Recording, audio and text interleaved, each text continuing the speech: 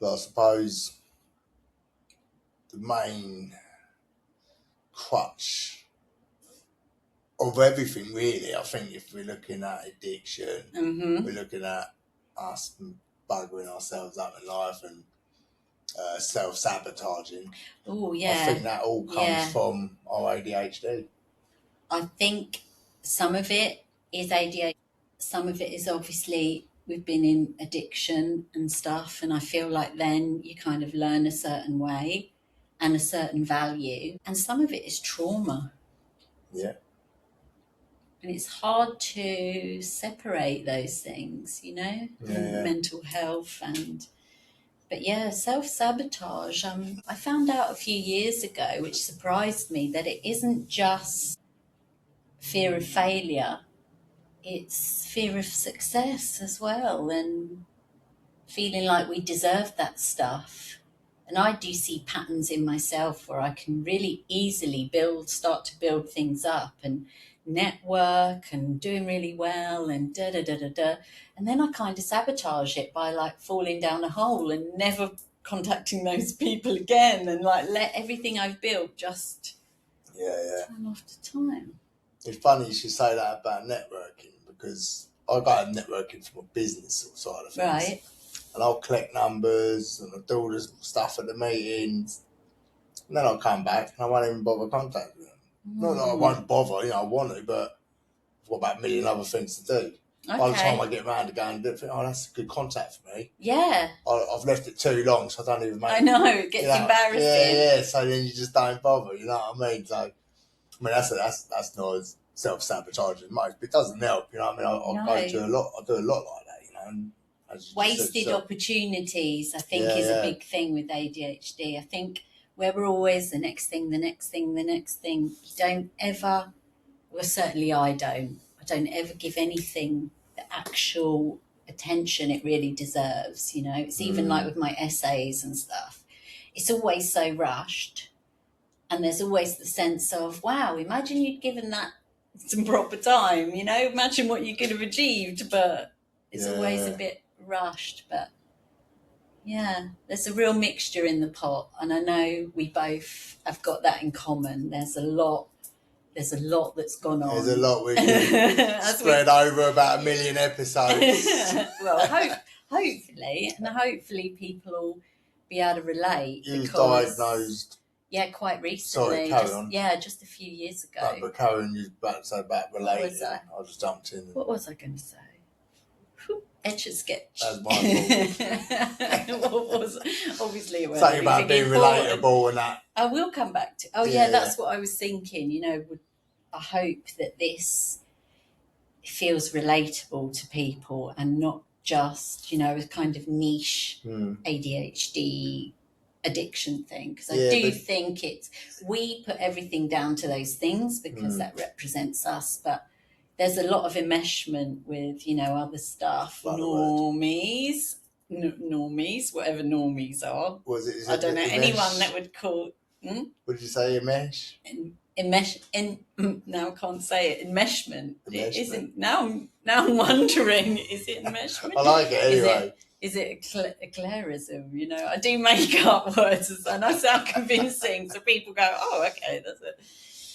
I'm sure it's out there. It's out there now. Enmeshment. It's enmeshment. What's that? Just enmeshment now. Coming together. Right? Yeah, when things come together. We'll have to look that one up. Right. You put me on the spot. No, it's just because I know that I don't think I liked it. Anyway, no, I'm wondering. So you was diagnosed. It probably is. You're giving me away. I'm not ready to be this. Oh, she makes it all up. Anyway, so you was diagnosed a couple of years ago, weren't you? Yeah, and everything then started to fall into place because I think all the stuff that I'd hidden about myself was suddenly explained, you know, and as a result of that, I then got diagnosed quite recently with dyslexia, which always thought there was something going on. And then when my daughter used to proofread my essays and stuff, and she's incredible, you know, grammar and read, all that stuff is her thing. And she said to me, yeah, I think there's stuff going on, you know, in that way. And my dad is dyslexic as well. But I did improve. She did say to me at the end of my course, because she was proofreading all my stuff, but you know, you've come a long way, you know, Mum. Whereas before it was like punctuation and stuff. I still laugh. She said to me, Mum, you've done it again. The longest sentence in modern European literature. Oh, no, that was it. You've done a Victor Hugo. So, I've no idea, have I? It's just how I talk, I suppose. Blah, blah, blah, blah, blah, blah, blah, blah. Do you type how you talk in there? I was. Or you did? Now I'm not. I'm much better. I'm much better now. See, I'm doing it again. With all different apps and things like that. I've got Grammarly, which, oh my God. I used to type how I talk. So Exactly. I'll be typing what I'm saying. Yeah. And then people would be like, what's that mean? And you don't realise without all these constructed sentences how people then read it if it hasn't got a comma in, you know, someone will read it completely different and all that stuff. Well, I was diagnosed about 13 years ago. Uh-huh. And at the time, because my mum had just died, she died like the year before. Mm. And when I got a diagnosis, I didn't know what it was. Mm. To me, it was just 4 letters, you know what I mean? ADHD. I was like, oh, that naughty boy. A naughty boy. You know what I mean? Right? And it's funny, actually, because I was dating a girl that was working with me. We was working together on the job. She used to specialist painting, and I was doing the other painting side of it. And she came in and said, she had just been diagnosed with ADHD. Mm-hmm. She said, if I've got it, you definitely. So I was like, all right. So I went along, because back then, there weren't no 7, 8 month waiting list or whatever. Yeah, of course. I was like within a couple of months of going to the GP and then going to see a specialist. Come back, you ADHD to both types. Yeah, I am as well. Yeah, I've got the combined presentation. Yeah, it's buggered. And I just remember pointing up at the sky and saying to my mum, I told you there was something, you know what I mean? But again, that is the thing, isn't it? Yeah. But again, because my mum used to always say to me, always, like, as a kid, like, it's never your fault, is it? I'd be like, well, it ain't like things used to just happen. Like, at the moment, I can't even think of anything. I'll tell you one thing, right? I borrowed a car once in the morning because I was late for going to a training at a football match. I was the manager of the team, my brother's team. And I parked her car. She had her test a week late. I parked her car outside my flat. I've gone upstairs, come back down. And this ain't even nothing to do with ADHD. I know, I'm thinking, is this leading up to ADHD? No, but something used to always happen. Right? So I've come downstairs and the front of the car was written off. I was like, I was only up to the flat because I had to go and pick the kit up. I was only in there about 2 minutes. Come out, I was like, what the... Anyway, the milkman was there before, reversed straight into the car. But all this sort of stuff... Did he own up? I went off, I had to run around and find it because I was sat there because all the glass... Did someone see it? No, I just remember... Oh, it was milk balls. I see all the glass on the floor and I think, what the... And then so I found the milkman and throttled him nearly. Anyway, like things used to just happen to me as a kid. That was an adult thing. But things used to happen. Obviously, that ain't ADHD. That's just the milkman being a bit crafty. Yeah, but do you mean like the getting blamed for Yeah. Always being blamed. It's always me. You know what I mean? Because that was nothing to do with me. Yet my mum still had to benny at me. Okay. It's only when I told the milkman, you better knock on that door around there and tell her. I got a phone call half hour later. The football match going, sorry, Terry, the milkman's just knocked. But yeah, that was actually pay the milkman. That's where I was. That was because the milk bottles as a paper boy. But so I was always getting blamed. So when something did happen, I said, I told you, Mum, there was something, you know what I mean? There was always something, even though it's nothing to do with ADHD, but I was always, it's never your fault. And a lot of the time, that certainly weren't my fault, but a lot of things that happened weren't my fault. It's just because I didn't know what ADHD was. I didn't know what I was doing as a child, let know anything else. And again, I didn't understand what ADHD was. I got diagnosed in. Yeah, and they just leave you to fend for yourself, don't they? Yeah. It's like, here's some ADHD. Do you want some medication? We'll put you on the list for this stuff you never hear of again. But it was 7 years later when I stopped alcohol and drugs. Yeah. When I understood what ADHD was. Yeah. Or not, no, that's a lie, because I still didn't understand what it was. but I realised my life was still chaotic and a bit of a mess when I didn't even have the alcohol or drugs to blame it on. You know what I mean? That is the thing, isn't it? And I feel like that's what I've struggled with actually in recovery, because it's all the talk of being unmanageable in addiction, which absolutely, it was chaos, you know, just getting the normal things done is chaos.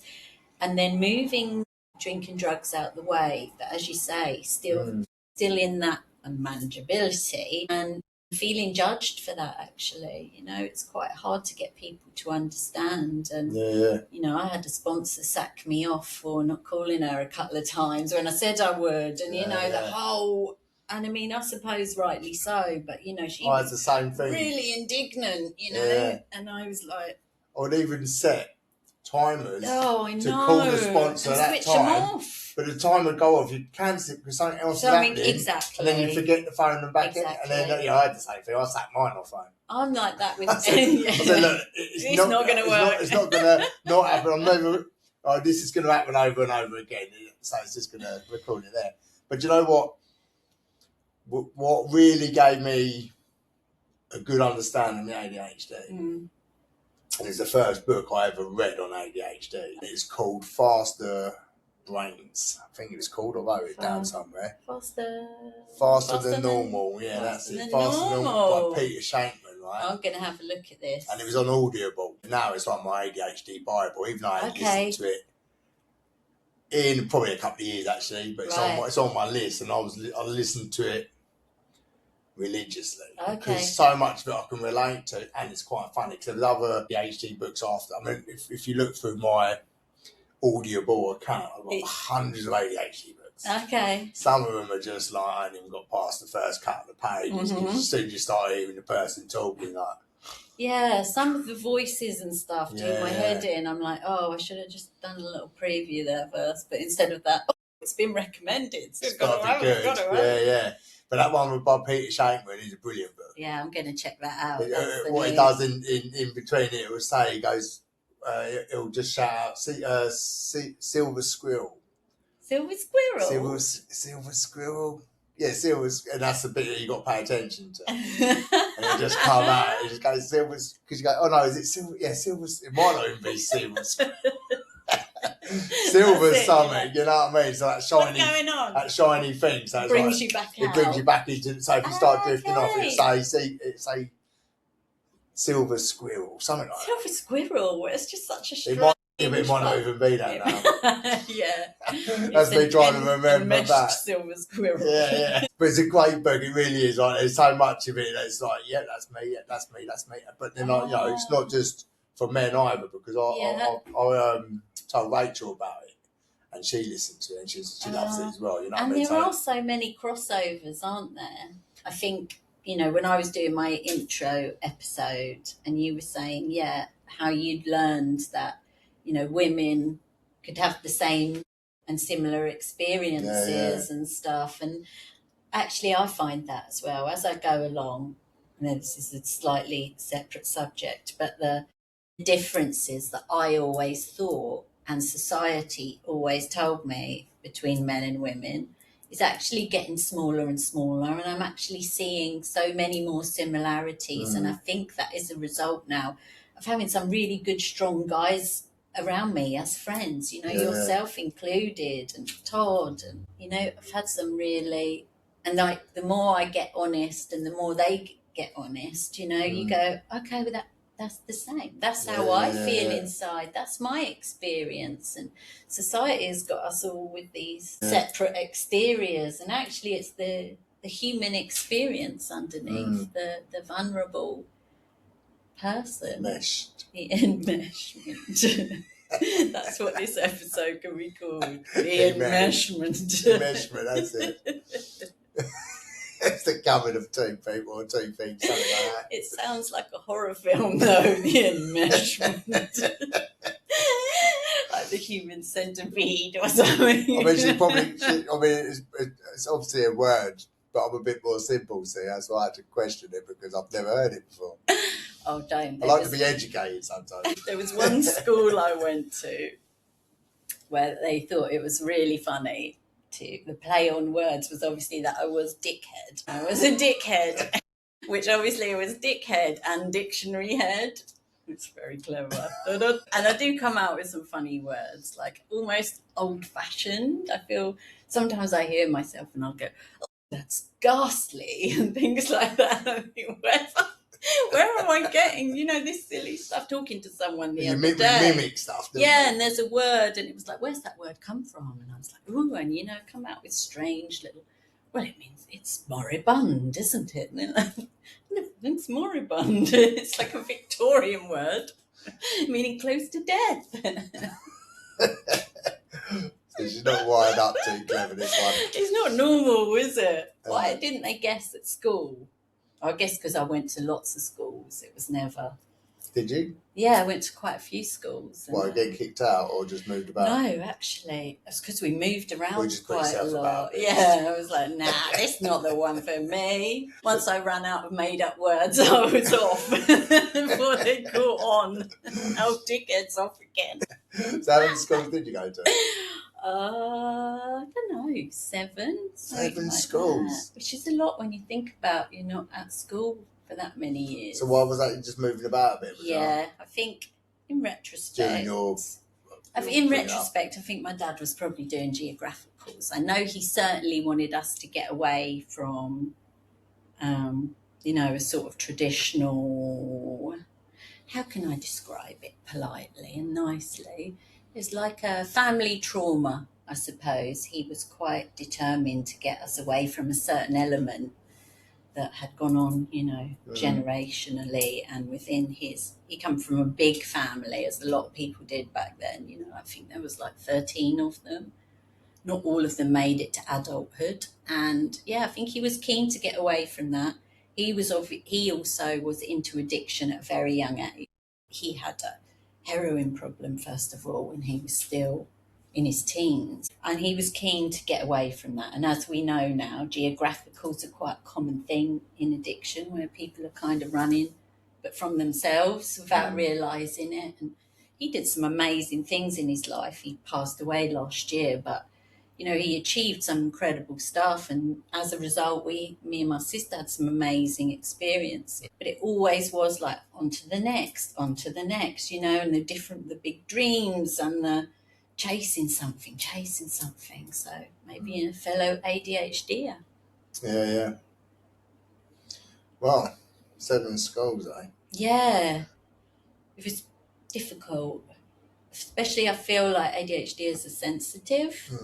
I certainly am sensitive, and I hated that. How are you how are you now with your dad passing? It was only it was a year the other week, wasn't it, when you went? Yeah, it was a year on the 2nd, so just a couple of weeks ago. It's something I'm still coming to terms with, not in a bad way. Occasionally I will shed a little tear for like guilt and stuff. I wish I'd had a little bit more understanding, and it's only as I'm understanding myself that you learn about others, particularly the love that he showed us in his way. I love you enough, let's get out of here. I love you enough, I'm gonna all the different experience I've had, horses and motorbikes and boats, and within the moving and hedgehogs. I've found myself, I've come to later in life. Hedgehogs is a me thing from now. But yeah, so it's hard. There's a lot of, I don't know if you can relate to this in your grief with your mum. It's so many complicated relational dynamics and stuff in the pot. I've been so resentful at times of him, and yet at other times so grateful, and there's all sorts of stuff in that. Yeah, I can relate to that. When there was a little while, I didn't like my mum for a bit. After learning stuff since she passed away and that, turned her photos around. Well, right now I'm sort of made peace with her. But yeah, I can understand.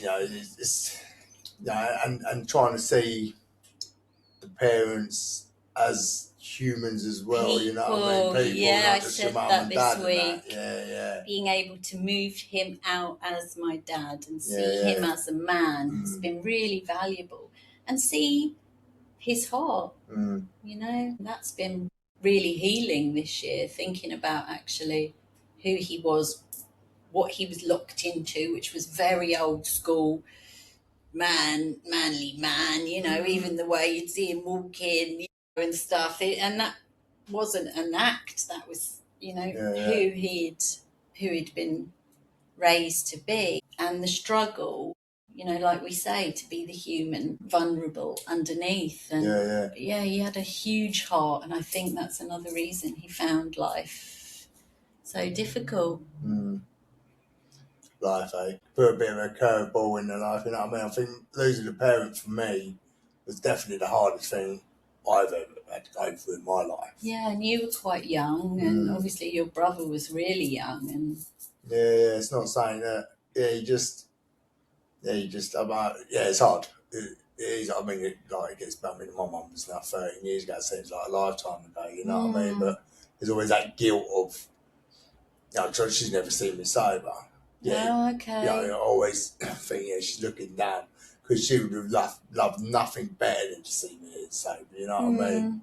And so when I hear a lot of stories in the rooms and that, when people say I've got to make amends to my mum, or before my mum died, or something, I just think I wish that she could see me as I am now. You know what I mean? But you know, it ain't never going to happen. So it's and you've still done it. You know? Yeah. Still. And she was the driving force behind that. You know what I mean? Because she died before I went to prison. Yeah. And so, you know, I had to make her proud, and that's what, you know, that was always in the back of my forefront.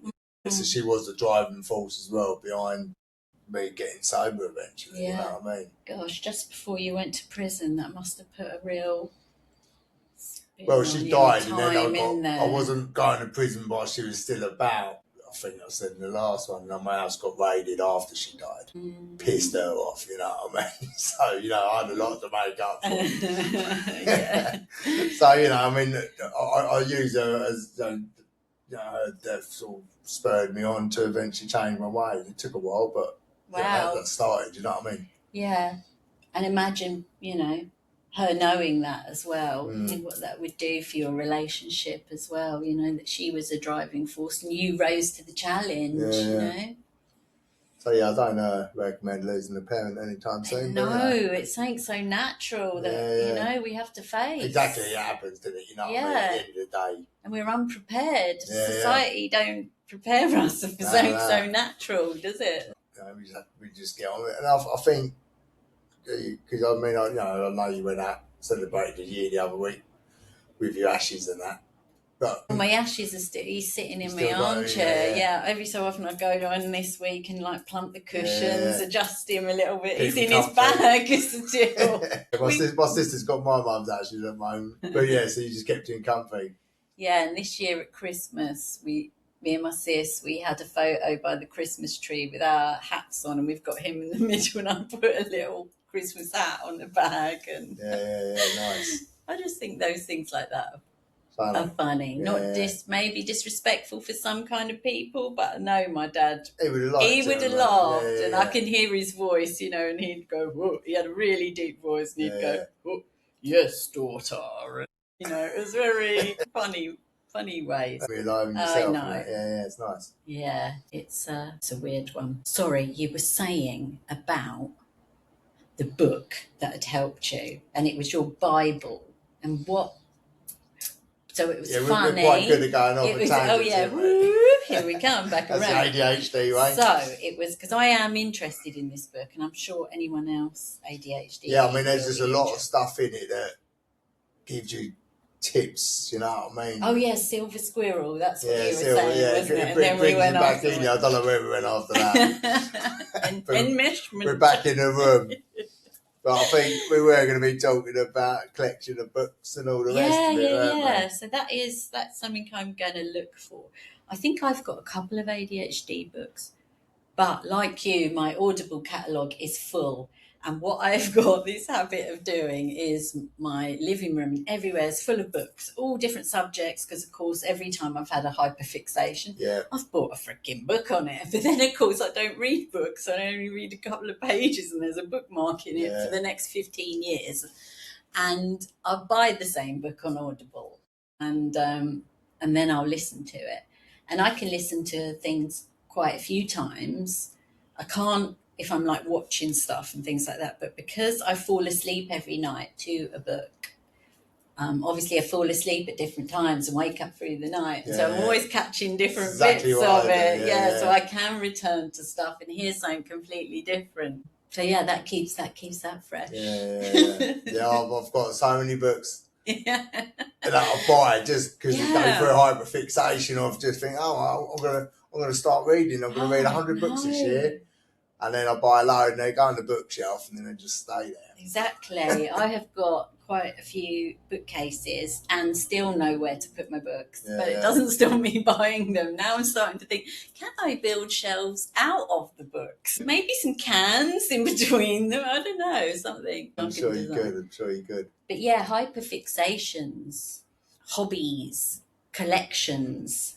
It feels like, as now living on my own for the first time in the last couple of years, it's something that has really taken off because I don't have to consider anybody else. I'm not focusing on anyone else's needs.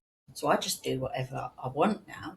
And that involves having 8 or 9 artistic different projects going on around the flat, and some make it to the end, but most of them don't and end up being squished in the cupboard with other stuff. I've got a cupboard full of I don't really get to start them, and mine would be all jotted around the house like yours, but because I live with someone, exactly, she ends up putting them all in the cupboard, so everything gets in there. So if you open up the cupboard, there's a telescope in there that I bought 5 years ago, and the only thing I looked through it at was at Eleanor's flat. I've never looked up at the sky because it's not as easy. It's not as easy. Beeping at the neighbours. No, we end up looking at a chimney that had a flag on it because you had to set it up with all these coordinates or whatever. But because she's on the top of the flat, anyway, I've never looked up in the sky with That's incredible. And I've kept hold of it because I kept saying, I'm going to look up there one day. Yeah, I'm going to learn. I'm going to learn to do that. I bought all the books, all the astrology books and telescope. Oh, mate. I know. And that's just one of the projects in there. That's what they say in it, all the gear and no idea. That's it. I just keep buying the gear, buying the gear. I buy all the gear. But you buy I see a meme the other day, or I don't know, but you don't just buy, you buy the best of the best. Oh my God, and all of it as well. Yeah. It's going to become not just your hobby, your lifestyle, your business, your sideline, your everything. So you spend like an arm and leg, spend a fortune on it, and then it just gets shoved away. Like, I'll come back to that. I know. I don't even start mine, to be honest. I don't even know what I've started. I don't really start anything. I just get it all with all the intentions. I know, me too. And then years later, I finally go, I forgot about this. Yeah. Oh, give it another go. No. Me, everything. I'm going to learn the ukulele this year. I'm going to learn this language. I'm going to do this. I'm going to do that. And sometimes actually, I feel like then I can use that as another way of beating myself up. Like, look at all the things you haven't done. And completely forgetting about all the things I have done, which is usually loads more than a regular person. Yeah. In fact, when me and Todd were talking the other week, and again about that kind of the tunnel of tolerance kind of thing, the waves, and accepting ourselves, which is a really big deal, isn't it? And he was saying, which I completely agree with, when we're up, we smash it out the park, we achieve double or more of what would normally be expected. Yeah. But it kind of evens out because when we're low, we don't contact the people. We're dropping things off. Certainly I don't turn up where I should be. I'm not calling when I should. I'm unable to contact friends and do the things I should do. And it's not just about being down. It starts to almost be social anxiety. when I'm on the lower wave. Everything becomes overwhelming. And again, learning that that's part of ADHD. The freeze. For me, like I say, back in the day, thing like that would never, just would not have happened. You know what I mean? But now I get to that stage where I'm burnt out, or the overwhelm comes in, and then I don't, like I say, I don't return calls, messages sit there, and I think I'll get back to them soon because it's just too much. It is. There's still other stuff we've got to deal with that has to be dealt with because and that's just all we can deal with. And I just, like I say, I feel like then that turns back on me and always has. Something else to not like myself and to beat myself up about. And I feel like it's acceptance actually is really the key, and seems to be coming up in a lot of conversations. Maybe being a bit older, just a bit, maybe. Speak for yourself. Other things going on, but maybe not. I do kind of feel it's around at the moment. Maybe the influx of people finally getting the diagnosis they needed for autism and ADHD and ADHD and all the other things. I feel like collectively, a lot of us are working on self-acceptance. Yeah, do you know what? That is the biggest thing that I've got out of being in AA. And it was acceptance. Because that serenity prayer, which is God, grant me the serenity to accept the things I cannot change, and the courage to change the things I can, and the wisdom to know the difference. Now, I used to always think that acceptance, you accept how you might be and accept this. One day the penny dropped and just like, about accepting myself. And then something changed in that, like I used to beat myself up because I've got business and I've got to get quotes out. But if I knew there was a big quote that I had to do before a certain date, I'd wait until right up, instead of doing it at the beginning of the month, I'd wait until the day before or the hour before, and then I would do it and send it across. But I'd beat myself up from the start to the very end. And then I realised that the acceptance was like, hold on, you've been doing this your entire life and you've got where you are, you're doing all right. So, and with me now, I accept that I ain't going to do that. I'm going to do it the night before. And that's all right, because that's when my brain kicks in. I don't just choose to do it then. I can't physically do it or anything like that. For me, it's I kick in when I kick in, and then I get shit done. It's interesting, isn't it? I wonder if it's a collective, because I only talk about this sort of stuff with other ADHDers, but it'd be interesting, if it's a collective. If it isn't just ADHDers, you might not be diagnosed, you might be, a normie, as they call it, a normie. I don't know anyone who thinks of themselves as a normie. I don't know, I used to think I was normal. I still do, as normal as they come. But again, what relates to you, do you go through the same thing as us on a daily basis, on a monthly, Can you relate? Yeah, whether you're neurodiverse, neurotypical. Normie, identify as normal, which probably says me. Okay, well, it's been really nice to talk again, Tel. It's always great to talk to you, and let's catch up next week. Next time. Like and subscribe. Enmesh. Like and subscribe to our channel. Share wide. Share aware.